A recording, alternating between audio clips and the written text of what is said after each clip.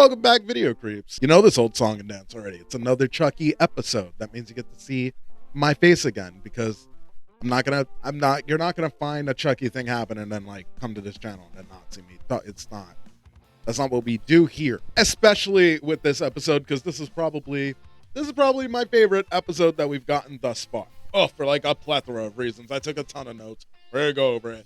Let's go over it. Let's just do it. Okay? No more waiting, except for the fact that like you do look amazing right now. Like, what have you done since the last time I saw you to now? You got me look like I'm looking at you. Like, wow. Go ahead and like this video, because that like's for you. I want you to feel yourself the way I'm feeling you. And the way I'm feeling this episode. All right, so first things first, we open up with like the good guy Chucky still very much alive. I thought he was gonna get his shit wrong. Like, there was no way that I was like, he's not gonna get wrecked. Did you see the other Chucky? Did you see that buff Chucky? He's dead. I thought we were gonna like open up this episode with like him holding up good Chucky legs and shit and like eating him. I don't know. I always have this thing. I feel like really like buff bulk dudes, like they feel like they eat people. That's how you get that bit. Because I've been to the gym. I've never looked like that ever, not even once. But no, fucking good guy Chucky, he's still like rocking. He's still doing it. And I love him. I refuse to act like I am not in love with good guy Chucky. Like, I love good Chucky. Did you hear him when he was like talking about Lexi? He was like, that bitch Lexi. He was like Mac Miller talking about Ariana Grande in a negative way around him and shit. Back then. That's when you first started hitting it? It's come Whoa, full first of all, circle. don't disrespect my girl like that, man. It ain't even. It's My bad. Good guy Chucky is just the best, and I love him, and I just want him to be like a part of the team. I don't mind them doing this. Like, I like this like weird, like it's like the Goonies or fucking like Gremlins or something. I like that. I want more of that. Then we see him like just get into the weirdest, funniest little fight with like I know that they want to make it look real and shit, but like there's no way that like you can get two puppets to fight in a way that doesn't look like two puppets getting into a fight. Maybe it's because you need a puppet to fight you, motherfucker. I'll fucking throw hands right now, bitch. Relax, okay, relax. Now, for a moment there, it looks like buff Chucky is like wrecked. Like fucking good guy Chucky came in, pinned him up against the wall. It looked like he was out the game, which like I was pretty happy about. I'm far more intrigued by good Chucky than I am buff Chucky. Because like, while buff Chucky is a cool aesthetic, there's something about good Chucky where I just feel like there could be more drama. He's more like in trouble, I guess I can see happening from the other Chuckies, because now he may look like a traitor. And then with the way that we're all just kind of like gravitating towards this good Chucky, now that we care about him, like we have a vetted interest in him in like a way that just buff Chucky is not able to garner a certain amount of interest in that way. You know what I mean? Or for me anyway, those are my opinion. Like this is what you come here for. Now we learn a little bit more about Nadine and her past with her drug-addicted mother, and then the 5 gerbils and shit. Honestly, I'm really glad that they're just wrapping up the Lexi being addicted to drugs storyline. It's not one that I really cared about as the stakes got higher and higher throughout this season. Thus, I am happy that like we saw Lexi flush the pills, and like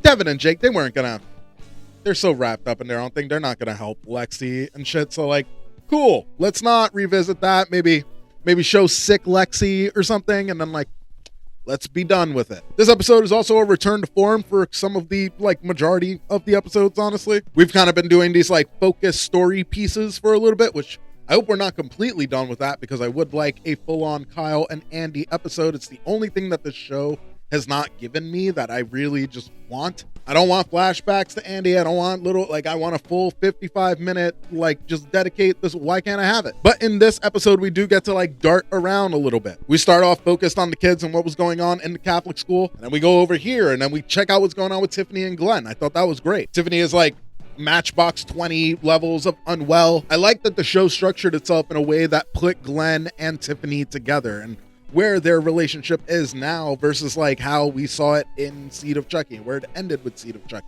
Something that goes on in this episode as well is that Trevor's body goes missing, which I like that. I like that a lot. I was a little worried because we had that like mystery episode last episode that like I thought, well, are we gonna just do the mystery, like where is Trevor's missing body? Luckily they did not do that. Now, like I said, we do see like I do believe that we find out who took Trevor's body by the end of this episode.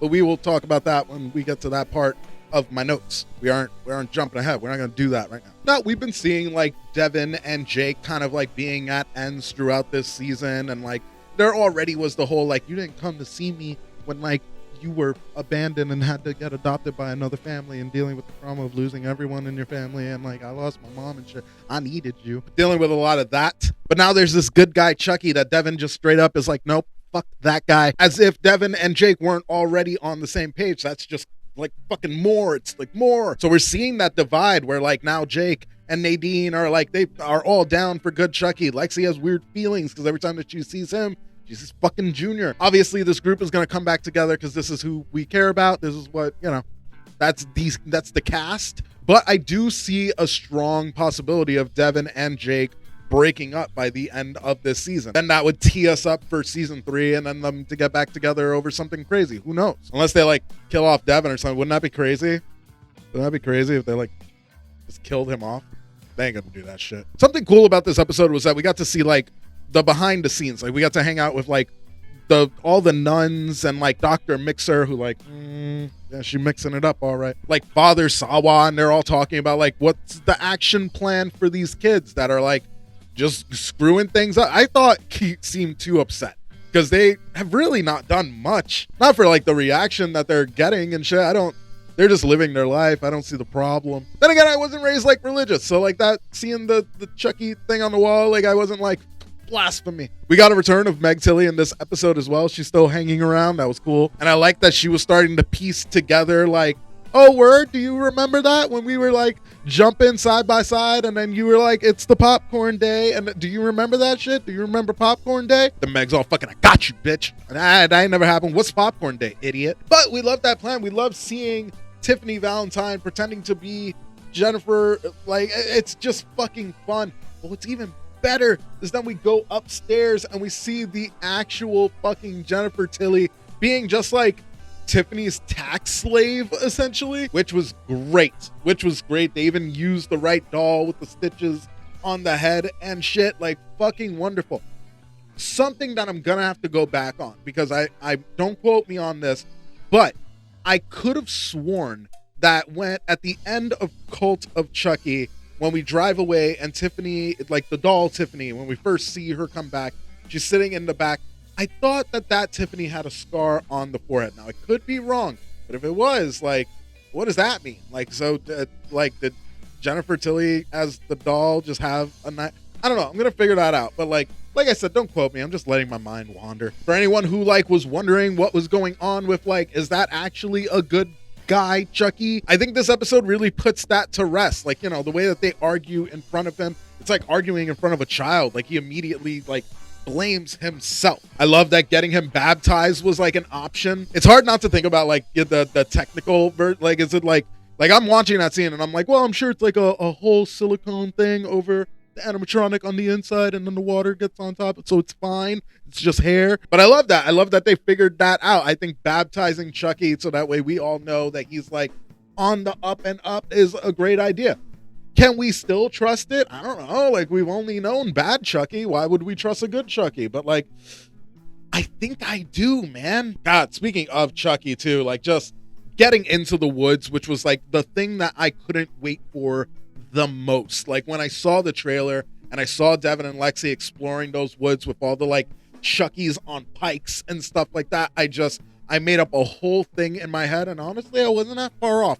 I thought what that was going to be was like a cabin that Andy was able to like run away to, and then like Chucky's came to kill him, but then he handled that shit. Obviously something happened. I still kind of believe that, mainly because Andy is there. That's where he was. Oh, and he looked rough. My boy looked, it's a hard knock life. You know what I mean? He's got a long hair and shit. Like, he's just looking rough. But what's worse is that like the bald Chucky, we get to see the Colonel, like the actual Colonel, and he's like doing some kind of like surgery to Andy's leg. Andy's leg is just fucked up. Like, we could see bone and all the bullshit. That's the gooey stuff that's in your leg, like the meat and all that. You saw it. We love it. We love it. We love it. Like, that is what that's what Chucky's been trying to do forever. Like, of course he's not gonna kill Andy like with a fucking like, I'm gonna shoot you in the head now. I got you. He's gonna fucking savor that shit. And he very much is. Like it looked like he was doing like Hellraiser shit. But that's not the last like shock and surprise that happens in that same scene. Also, we see that Dr. Mixer is also like a fucking problem. She's like attached to Chucky in some way. It's probably because Chucky used to go to that home. You probably like followed him and loves him.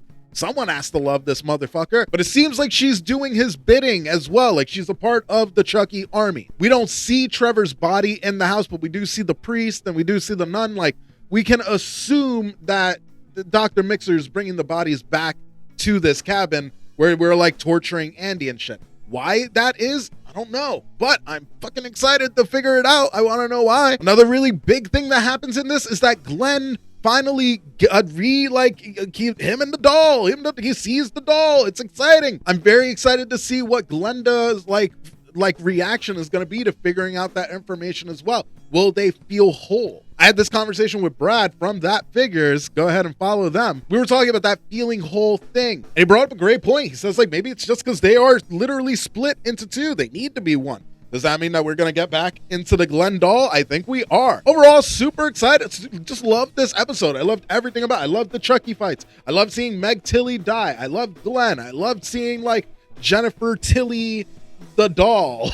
Ooh, and I almost forgot to bring up that Tiffany also like burned the house down and shit. So what's that mean? It feels like maybe she burned down her house as Jennifer Tilly, and now that her secret's out, everyone kind of knows that she's not. She can actually let go of this Jennifer Tilly thing and start anew. She like burned her old life down. I'm excited for that. Perhaps this is the start of her being a better parent to her kids and maybe starting to like realize who she is. Because there's a scene in this where she like, Glenn goes like, who's Tiffany Valentine? Or she's like asking something about it. And she goes, Jennifer Tilly had it all. And Tiffany was a loser.